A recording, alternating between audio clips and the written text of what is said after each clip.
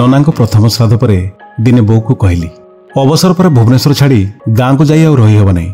ए परिवेश रे बढ़िला परे मो पुओ तो गाँ को गले भुवनेश्वर केमिति फेरिबो दिन गणु थाए। मो पर से कौन गाँव रहिबो। तेणु भावुची गाँ घरटी बिकी मो संचित धन रे एठी प्लॉट किणी घर बखरेटे करिबी। भुवनेश्वर मालिक मानकर दिन को दिन जो मालिक पणिया भविष्य में एठी भड़ाटी होई रहिबा खूब कष्ट। ए बाबद रे कौन कहूचु तू। सकाळ समय बो मुंडरे पानिया बुलाउथला।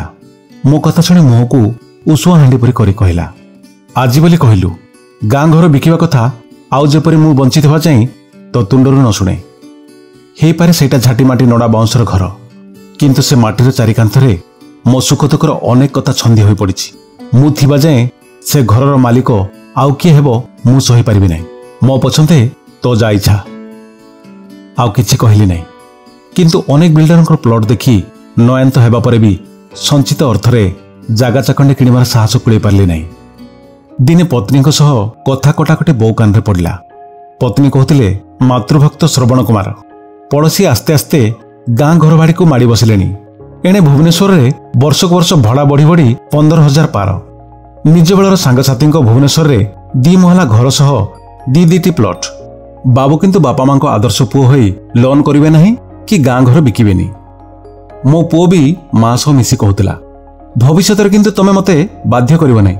बुढ़ा बयस तुमको गाँव में छाड़ा जदि रहिबो एका जाई रहिबो मम्मी सहित मो परिवार भुवनेश्वर रहिबु। बोऊ सब शुणुला। पत्नी पुओ घरे नथिला बेले पाखक डाकी कहला गाँ घर बिकिदे। नीरव रहिली एवं परमुहूर्त कहली कहीं लो बो मु कौन एड़े अयोग्य जे शेष समय तो कथा रखि न पारी गाँ घर बिक्री करदेवी। मो मुंड को आउसी बो कहला 12 व्रत 13 ओषा 22 बंध पानी पी 4 झीरे तते पाइछि। मो आखि आगे तते किए पदटे कहिछि ना कहब।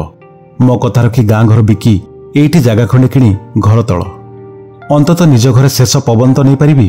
कथारे कहंतिनी भड़ा घरे आखि बुझिले कुआकी कोइली होई जन्म नेबाक पड़े। गाँ घर बिकी भुवनेश्वर 1600 वर्गफुटर जगार घर तलिली। हेले गृह प्रतिष्ठा दिन बो थिला। मो नुआ घर बैठक बखरार दक्षिण कांथरे फटो होई ठीक ननांग फटो पाखे मते कहा रस विरक्ति रागुरु रक्षा करने को जाई कुआकी कोइलीटिए होई।